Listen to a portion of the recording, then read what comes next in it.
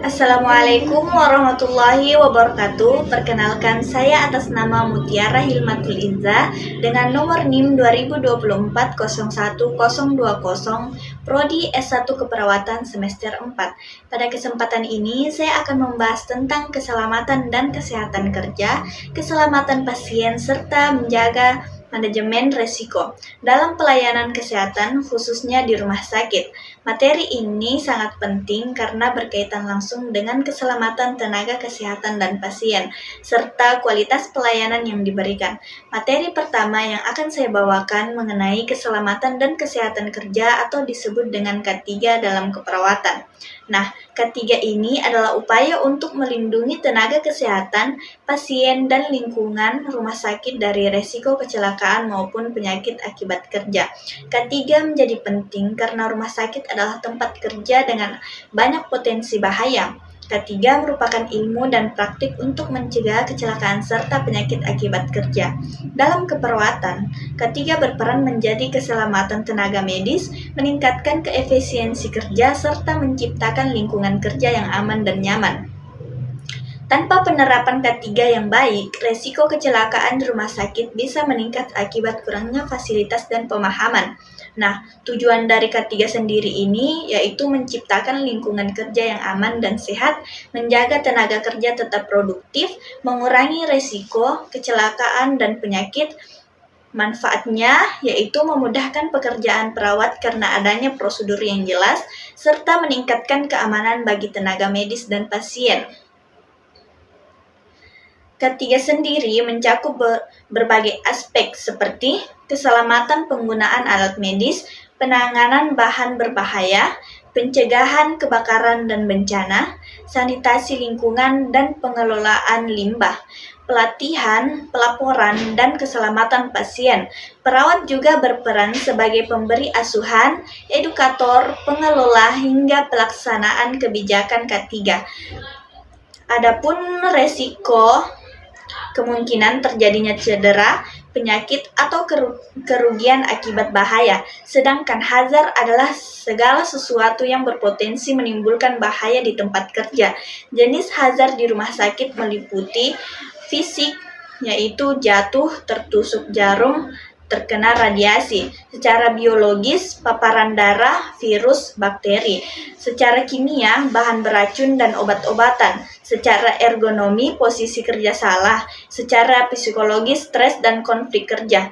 Pengendalian resiko dilakukan melalui rekayasa teknik, yaitu alat ventilasi keamanan, penggunaan APD, pelatihan dan edukasi, monitoring dan evaluasi, penegakan aturan, contohnya penggunaan safety box untuk jarum, penggunaan APD saat kontak dengan pasien, serta prosedur penanganan bahan berbahaya. Jadi, K3 dalam keperawatan bukan hanya kewajiban, tetapi kebutuhan untuk melindungi semua pihak di rumah sakit. Dengan penerapan K3 yang baik, lingkungan kerja menjadi lebih aman, pelayanan meningkat, dan risiko dapat diminimalkan. Materi yang kedua mengenai keselamatan pasien. Jadi, keselamatan pasien adalah sistem untuk mencegah cedera akibat kesalahan medis, baik karena tindakan yang salah maupun tidak melakukan tindakan yang seharusnya. Tujuan dari keselamatan pasien untuk mengurangi kesalahan medis, meningkatkan mutu pelayanan, melindungi pasien dari risiko cedera. Untuk sasaran keselamatan pasien, identifikasi pasien dengan benar, misalnya menggunakan gelang identitas. Untuk komunikasi yang efektif, antar tenaga kesehatan harus jelas dan tepat. Untuk keamanan obat, menghindari kesalahan obat, tepat pasien, lokasi, dan prosedur operasi. Untuk pencegahan infeksi, misalnya dengan cuci tangan, pencegahan pasien jatuh. Adapun faktor yang mempengaruhi yaitu kepemimpinan, pengetahuan tenaga, kesehatan, budaya keselamatan, fasilitas, dan lingkungan. Nah, di rumah sakit ini wajib untuk membentuk tim untuk keselamatan pasien, melakukan pelaporan insiden, melakukan evaluasi dan perbaikan. Untuk contoh penerapan pada ruangan UGD, penanganan cepat dan tepat, komunikasi efektif antara petugas, Yang kedua, pada kamar operasi, sterilisasi alat, prosedur aseptik. Pada ruangan ICU, monitoring ketat pasien, peralatan lengkap dan steril. Selanjutnya, kita masuk ke materi manajemen resiko K3. Jadi, manajemen resiko adalah proses untuk mengidentifikasi, menganalisis, dan mengendalikan resiko agar tidak menimbulkan dampak berbahaya. Dalam K3, manajemen resiko bertujuan untuk melindungi pekerjaan, pasien, pengunjung, dan lingkungan kerja dari kecelakaan maupun penyakit akibat kerja. Di lingkungan kerja, khususnya di rumah sakit, terdapat banyak potensi berbahaya, contohnya seperti bahaya fisik, misalnya lantai licin, bahaya kimia seperti bahan pembersih, bahaya biologi seperti virus dan bakteri, serta bahaya ergonomi seperti mengangkat beban berat. Oleh karena itu, manajemen risiko sangat penting untuk diterapkan. Tujuannya dari manajemen risiko K3 ini adalah untuk mengurangi kemungkinan terjadinya kecelakaan, mencegah cedera dan penyakit kerja, meningkatkan keselamatan dan kualitas pelayanan, serta memastikan kegiatan berjalan sesuai aturan.